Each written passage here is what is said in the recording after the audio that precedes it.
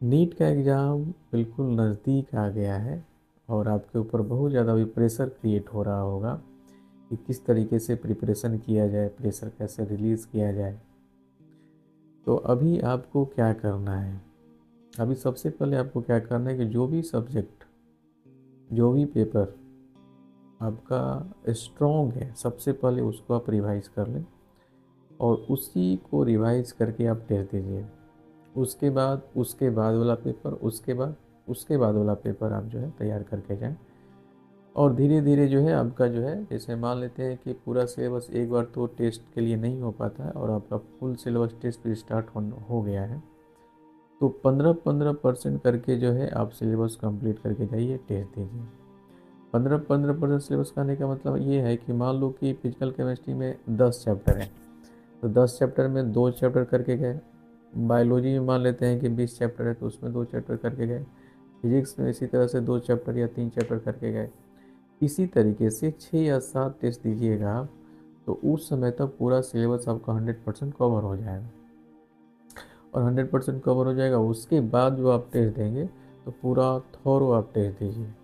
तो इस तरह से सिलेबस आप कंप्लीट करें धीरे धीरे, 6-7 टेस्ट में आपका सिलेबस जो है कंप्लीट हो जाएगा। उसके अलावा टेस्ट जो भी आप देते हैं, टेस्ट देने के बाद उसका रिव्यू करना, एनालिसिस करना बहुत ज़्यादा ज़रूरी है और उसमें टाइम आपका लगेगा, 4 से 5 घंटा या उससे ज़्यादा भी टाइम लग सकता है। तो उसका एनालिसिस आप अच्छे तरीके से करें और जो भी उसमें गलतियाँ हो रही हैं उसको आप एक जगह लिख लें, या तो आप उसकी जो आपका जो पेपर है उसी पर आप बना सकते हो कि जो भी गलतियाँ हैं, क्या क्या गलती हुई, किस वजह से गलती हुआ है। और टेस्ट पेपर पर कम्प्लीटली आप फोकस करें, टेस्ट पेपर पे ही फोकस करें। टेस्ट पेपर आइए दीजिए और एनालिसिस करिए। अगर आप पूरा टेस्ट पेपर अच्छे तरीके से ईमानदारी पूर्वक कर लेंगे तो आपका रिजल्ट कोई नहीं रोकेगा, कोई नहीं रोक सकता है। इसलिए पूरा फोकस आपका अभी टेस्ट पेपर पर होना चाहिए। टेस्ट दीजिए, एनालिसिस करिए, जो गलतियाँ हो रही है उसको कोशिश करिए कि अगले टेस्ट में आपका गलती ना हो। और इस तरह से आप सबको करना है बेटा, है ना। और इस तरह से करेंगे तो आपका रिजल्ट आपका कंफर्म हो जाएगा। बिल्कुल पॉजिटिव माइंडसेट के साथ तैयारी करें।